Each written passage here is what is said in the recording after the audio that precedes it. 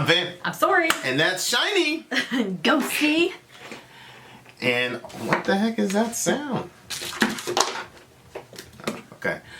And Ghosty. Okay, here we go.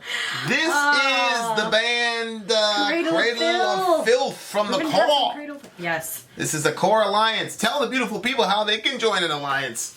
So we have a couple special things. One is if you're looking to get a song reaction, you can post on our socials. But if you want more of a guarantee, then you join Patreon for as little as $1 a month, and then you get into an alliance. They hang out on Discord, and then they influence the songs that we're going to listen to. And that's how we got this Cradle of Filth song, is through the Core. That's one of our alliances. And so they picked this song for us to listen to. Another way to get your song reacted to is, well, Vin calls it the filthy capitalist way. But it's, what is that? I have no idea. Looks like it's this thing. I don't know. But it's you. No? Anyway. You can jump on Patreon or go through our PayPal. Links are in the description. And we do Cash App and all that stuff too. So you send us $125 gets a song reaction, and after you've done it with us 3 times, then you can get the song reaction for $75 instead of $125. Sweet. So those are the kind of ways of getting your song reacted to, varying in how quickly you'll get them in there. So Absinthe with Faust. Let's do it. Absinthe. Okay. With Cradle of Filth. I'm very excited. I haven't heard them in a while. All right, ready?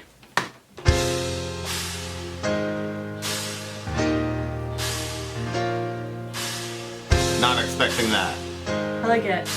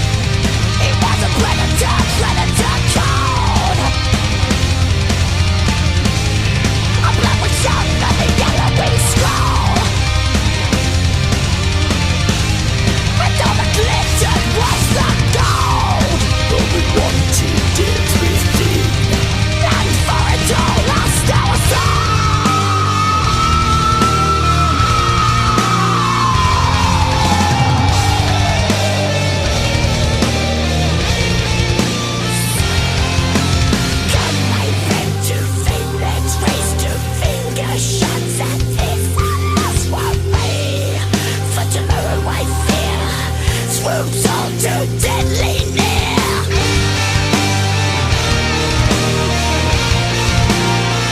This precipitous will to hell's high gate.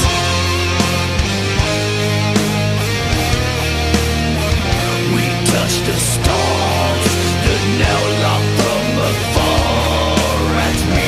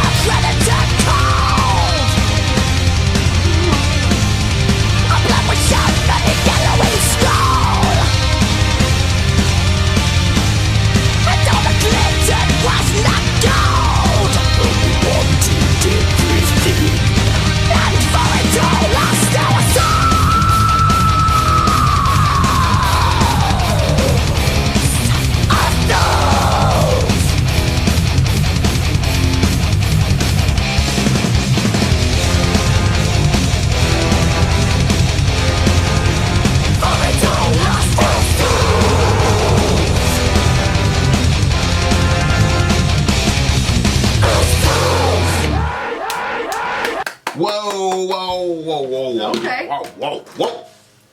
What? I'm gonna have to stop you right there. Oh man, you know that chorus, the guitar line during the chorus they're really good at using that melodic signature in the choruses. Her Ghost in the Fog had also like a melodic, a lot of melodic signatures to it, but they sped up the tempo and slowed it down depending on what they were trying to say in that song. And I feel like they're the masters of this. On this particular song, there is a heavy emphasis on the guitars, which I love, because sometimes Cradle has, they've got the synth thing going and they do it very well, and sometimes, you know, the guitar is kind of like a piece of what's happening, which is not bad. But as a person who loves guitar, I just loved all the guitar work. The guitar work was insane. We actually met that dude when we went to see Cradle last year. We had Lindsay and all that jazz. And right before I left, Homeboy Shot's like, yo man, you killed it. You killed it. He's like, oh, thank you. I know you all. He did. He said that. That's so funny. Yeah. I keep thinking how much I regret saying we shouldn't have made those shirts. Oh. Maybe we'll have another opportunity. The longer I'm in this, the more brilliant I feel like it was. I had an idea, because we were going to Cradle Filth show.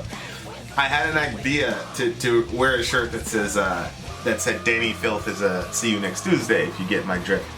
I wasn't in the metal community long enough to realize, like, because, well, plus, I mean, he had said he had a shirt that said Jesus Christ is a... Right. Yeah, so you were, yeah, and I totally, like, but I didn't get it then, and I felt like, that's extremely rude. You shouldn't do that. But now I'm like, oh no, like... Might have saved him some degrees of hellfire. Who knows?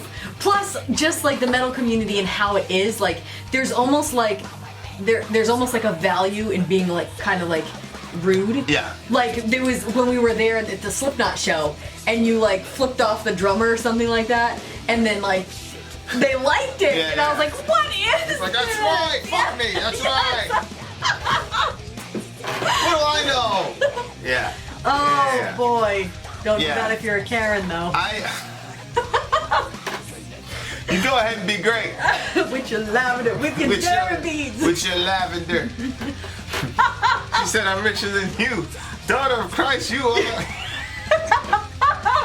You're carrying a CD player. Oh no! Vin finds the funniest videos and shows them to me. They're absolutely hilarious. That was just the most hilarious part where he said, "Daughter of Christ, you're carrying a CD player." I'm drawing a CD player. You go and be great now. Yeah, you're red from your back. his unchanging hand. Call on him. And you know what? Usually I don't like it when people will like speak in tongues like that, but it just... As soon as she said, I don't like Jesus. He said, "Oh, coming out." And she's like, ah! When she like it's does coming out. It's coming out. Coming out. That's what they do. Like they instigate people to the point of madness, and then they go, there it is. The demon You are full of demons. The demon manifest. Go on, No, I'm manifest. just your angry. demon. I'm just angry. Yeah, sometimes when Jamaicans fight, like, they'll do that. Really? Oh, yeah, I've heard it on a multitude of occasions. They're like, God manifest, demon. So it's like, you're not allowed to be mad or anything. It's just like, oh, because now if you start raising your voice, it's just proof that, you're manifesting a demon. Yeah. So there's nothing you can, it's a good conversation. See, my meme, I loved my meme, but she was sometimes completely intolerable. And she was like worse than the typical mother-in-law stories. And my mom had to deal with that all the time. And my mom got so frustrated one time, and then somebody seriously came over our house to cast the demon out of my mom. I remember my mom saying, the lady was like, so I'm gonna pray over you and cast this demon out of you. And my mom was like, no, I'm not doing this. Because she had an issue with her mother-in-law? Yeah, I'm not doing this. And the lady was like, something supernatural. That was like more proof to the lady that there was like a demon. She's like, she's defiant. Yeah. And she kept pushing it. I remember I wasn't supposed to be there, but I was sitting on the steps listening. And I heard my mother saying, no, I'm absolutely not doing it. I think she told the lady to leave too. Demon manifest. And my mom was not like that. Go on, manifest the demon. Okay, so the last 5 minutes, you guys have no idea what we're talking about. You want me to put the link in the description of that video? Yeah, I might find. Check the link in the description. First link is going to be the description of the video we're talking about. There is nothing like a black Christian dude making fun of you. Like, forget it. You're never going to recover from that shit. Oh my word. Alright, well, we're actually a reaction channel, so if you don't know who we are, we're Vin and Sori, and we react to metal music. We're Christians, for sure. But, I mean, you gotta have a sense of humor. Okay, you know what I always think is funny sometimes with Cradle of Filth? Like, the way that he writes is very, like, it's very artistic, and it has, like, a lot of, like, a maturity Yeah, to Shakespearean. it. Yeah. And then he'll say, fucker. Yes! And then I'm like, wait, what? That's a genius. That's why the guy's a genius. He's the best lyricist in metal, in my opinion.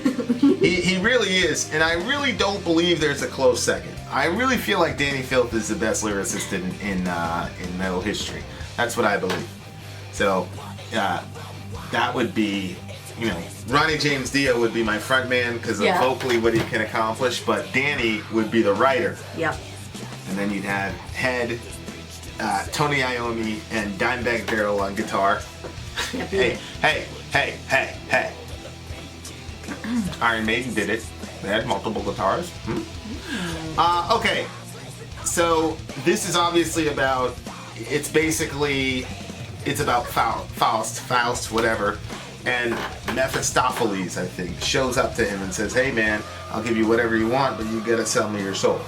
So the whole thing where, the whole motif of selling your soul to the devil was really kind of, popularized by this story, and the main character is Faust, and Faust sold his soul for the, whatever. Well, when this song was going on, I kept thinking about, there are actually like a lot of different stories where that idea is put. Like sometimes it's as obvious as the devil shows up to you and says, I'm gonna give this to you, you give me your soul. Or then other times it's like Midas, who gets this gift of what he touches turns to gold, but in it it's a curse because he ends up touching his daughter in the end. Correct. And she dies obviously. So this idea that, well, the Bible, people misquote the Bible all the time and they say that money is the root of all evil. That's not what it says. It doesn't say that money is the root of all evil. It says the love of money is the root of all evil. So when you love money more than you love, people and other things, then it becomes very, very, very bad. Right. So, but you see that, like, there's like lots of stories, like when I was thinking through it, I'm like, where money has this way of corrupting a person, but at the same time, money can be something that's so Although so with Faust, it was more about knowledge and pleasure. He was like that's what he wanted? He was like a scientist or something like that. And he'd like hit his ceiling. And then he wanted money and obviously, not money, but knowledge and pleasure, yada, yada, yada. And so Mephistopheles gave him that. He wasn't really big on the money. And then did it destroy him? Well, I mean, he sold to the devil. You know what I'm saying? So in this song, it basically, Danny Filth is like creating a character that has also sold his soul to the devil. And that's why it says, we touch the stars that now laugh from afar at we the damned. Because it's like, yeah, like you made it all the way up to the pinnacle. But now the stars are laughing at you because that's as high as you're gonna get because you sold your soul to the devil. Jeez, bro. So he's just going through this whole process of, he keeps saying us and speaking in the plural because he's having this absinthe with Faust or whatever. I think if you drink absinthe, it kind of has a sort of a trippy, almost psychedelic type of effect on people. I think, I'm not sure. Marilyn Manson said something about it one time. What is it? It's an alcohol. It's a fermented beverage, I think. Distilled, highly alcoholic beverage, and it's green, right? And then he talks about pouring. It's green. Pour the emerald wine into crystal glasses. Oh, so it's okay. There. And click on that real quick because growth and consumption bans. I don't know why it got banned. It probably got banned. It's associated with violent crimes and social disorder. Really? Yeah. But I think it does something trippy to you. But anyway, he's. So is that still illegal? I'm not sure. Look, it makes you crazy and criminal, provokes epilepsy and tuberculosis. And it's killed thousands of French people. Well, again, this is Wikipedia, babe, so you can't. He's a ferocious beast of a man, a martyr of a woman, and a degenerate of the infant. It disorganizes and ruins the family and menaces the future of the country. Oh my word. This sounds like... I'm not even gonna go there. Yeah, something that we would say, right? Right-wing Christians. Yes! Marxism! Yeah, so... Our blood was shed on the yellowing scroll. I'm assuming that that's a contract that they signed to the devil.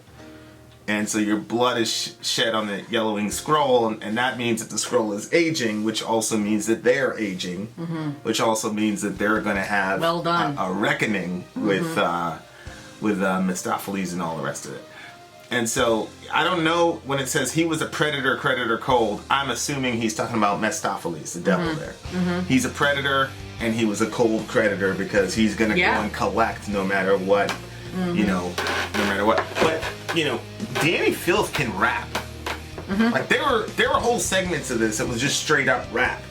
And like that's the thing about Danny Filth is like he can be completely Shakespearean and whatever. He can also be very, very, very hip hop. And he's got these very tight, you know, rhyme schemes, and they're just really, really awesome. But of course, it goes to the whole concept of what people would do to attain that thing that they I don't get it. You're probably talking about slitting some girl's throat. Good Lord, how would you highlight that? We're doing the Mephistopheles thing, but